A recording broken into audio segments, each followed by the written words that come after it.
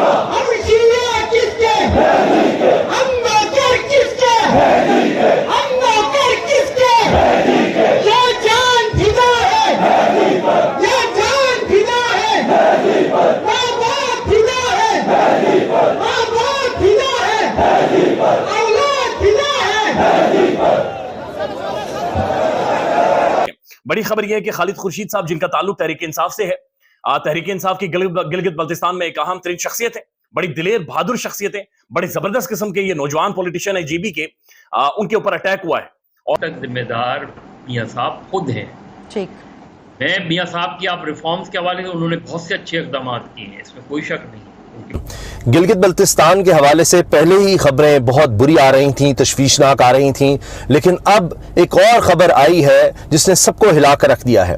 साबिक वज़ीर आला गिलगित बल्तिस्तान खालिद खुर्शीद साहब पर कातिलाना हमला हुआ।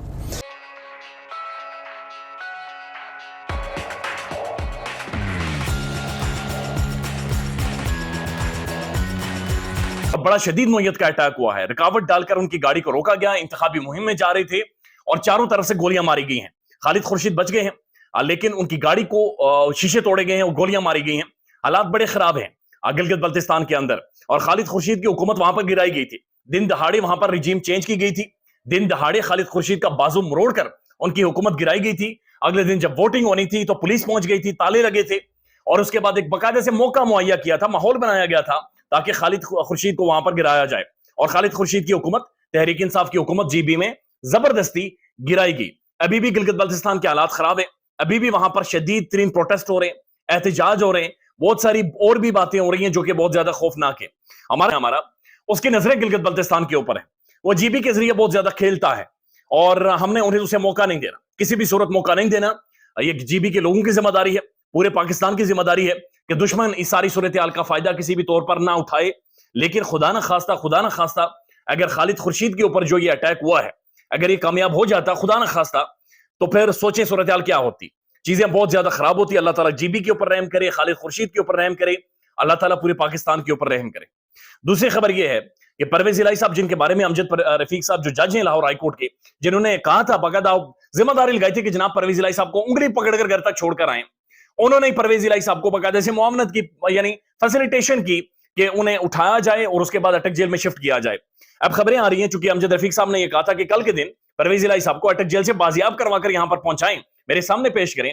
खबरें आ रही हैं कि जज साहब जो अमजद रफीक साहब ने, जिन्होंने कल परवेज इलाही का मामला सुनना था, उन्हें तब्दील कर दिया गया है और उन्हें मुल्तान बेंच में शिफ्ट कर लिया गया है और जो परवेज इलाही का जो मामला कल लगा हुआ था, जो कल केस लगा हुआ था, उसे भी शामिल नहीं किया गया, लिहाजा वो भी बिल्कुल साइडलाइन कर दिया गया, लिहाजा परवेज इलाही की मामले के ऊपर बिल्कुल समाअत नहीं होनी। अब बहुत सारे साफी ये क्लेम करते हैं, समीर इब्राहिम साहब और मुख्तलिफ साफी, कि परवेज इलाही के बारे में इस वक्त किसी को इल्म नहीं है कहां पर है। बहुत सारे लोग ये समझते हैं कि अटक जेल के अंदर मौजूद है, खबर रिपोर्ट हो रही है कि अटक जेल के अंदर मौजूद है, लेकिन बहुत सारे साफियों के मुताबिक वो अटक जेल के अंदर भी मौजूद नहीं है। किसी को नहीं पता वो रावलपिंडी में है, इस्लामाबाद में है, अटक जेल में है, अडियाला जेल में है या कहां पर है, उनके बारे में कहा जा रहा है। कुछ साफी रिपोर्ट कर रहे हैं कि उनके बारे में किसी को इल्म नहीं है। बाकायदा प्लान हमला था और आप ये देखिए कि इसकी जिस तरह की तस्वीर सामने आ रही हैं उसमें तो ये मैं समझता हूं कि अल्लाह का लाख लाख शुक्र है कि खालिद खुर्शीद साहब महफूज रहे, वरना ये हमला बहुत ही खतरनाक था। तस्वीर आई हैं, इस हमले की रिपोर्ट हो रहा है और अब मुख्तलिफ सहाफ़ी भी इसको कंडेम भी कर रहे हैं और साथ अपने तज्जिए भी दे रहे हैं कि ये तो अल्लाह ने ख़ास करम किया है, वरना ये हालात पता नहीं किस तरफ चले जाते। क्योंकि खालिद खुर्शीद साहब एक बड़ी मकबूल शख्सियत हैं गिलगित बल्तिस्तान में, पहले वज़ीर आला रहना तो है ही, लेकिन जब उनकी वज़ारत आला छूटी, उनको वज़ारत आला से हाथ धोने पड़े कि जी उनका डिग्री का मामला था और फिर बहुत से लोग ये कहते हैं जी असल मामला तो ये था कि जी इमरान खान का वो साथ दे रहे थे मुसलसल, और जिस तरह से इमरान खान के साथ खड़े थे उस पर हम बाद में आते हैं कि किस तरह उन पर बहुत से इल्ज़ाम लगे कि जनाब तहरीक इंसाफ के कुछ लोगों को बचाने में उनका हाथ था। वो गिलगित बल्तिस्तान हाउस इस्लामाबाद एक उनको सेफ जगह मिल रही थी, अगर किसी को गिरफ्तार करने की कोशिश करते थे तो वो जाके GB हाउस में बैठ जाता था। फिर जनाब खालिद खुर्शीद साहब ये बार बार कहते रहे कि अगर किसी को गिरफ्तारी का डर है वो गिलगित बल्तिस्तान आ जाए, गिलगित बल्तिस्तान की हुकूमत उनको मुकम्मल प्रोटेक्शन देगी, इस तरह की बात। खैर फिर वो वज़ीर आला न रहे, लेकिन उनसे हाल ही में उनकी सिक्योरिटी भी वापस ली गई थी और उसके बाद बाकायदा घात लगाई गई, उनकी गाड़ी को रोका गया और उसके बाद उन पर यह हमला किया गया। जो कि बड़ा ही खौफनाक है।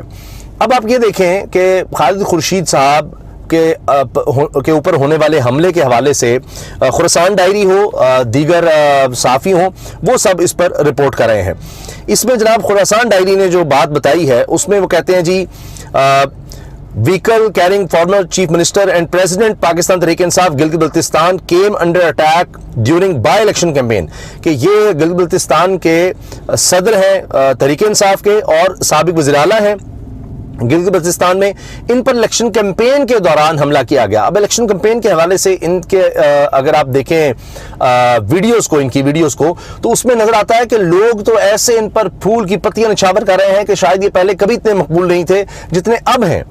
और ये मुख्तलिफ जलसों से उन्होंने खिताब किया, बड़े लोग पुरजोश नजर आए। और अब वही इलेक्शन कैंपेन थी बाय इलेक्शन की, जिसमें नजर आता है कि जनाब इनकी बड़ी कामयाब जा रही थी और शायद इनकी कैंपेन जीत की सूरत में नजर आनी थी, क्योंकि हमने खैबर पख्तूनख्वा में ही देखा है तहरीक इंसाफ मुसलसल जीतती नजर आ रही है जहां भी इलेक्शंस हो रहे हैं। तो अब हुआ यह कि ये खुरासान डायरी में बताया जा रहा है और सारे साफी इसको रिपोर्ट कर रहे हैं कि जब वो कैंपेन कर रहे थे तो इन चौगाम एरिया अस्तोर डिस्ट्रिक्ट के इलाके में it was an ambush.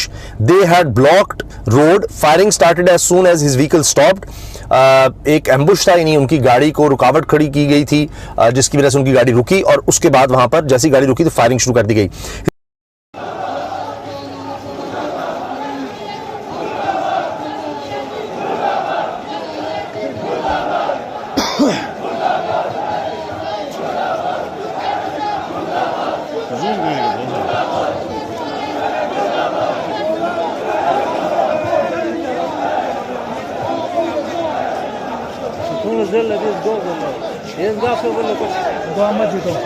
बहुत सी पॉलिटिकल रिफॉर्म्स के हवाले से हम बात कर सकते हैं, लेकिन ये जो एक फैक्टर है कि जब उनकी हुकूमत जाती है और वो जेल चले जाते हैं तो उसके बाद दो मरतबा हमने देखा कि दोनों मरतबा एक अंडरस्टैंडिंग करके चले गए, दूसरी मरतबा दूसरी अंडरस्टैंडिंग करके, यानी आप यहाँ रह के स्ट्रगल करने पर बिलीव ही नहीं करते। सही, बिल्कुल बिल्कुल बिल्कुल। तो अब आप वापस आएंगे तो मेरा ख्याल है कि बहुत देर कर दी है आपने वापस आने में। ठीक है, ठीक है। एक आखिरी सवाल मज़हर साहब, मुझे ये बताइएगा, डार साहब ने जो जादू यहाँ पे अपने टाइम पीरियड के दौरान चलाया, अभी उसके हम खुमियाजा अभी तक भुगत रहे हैं।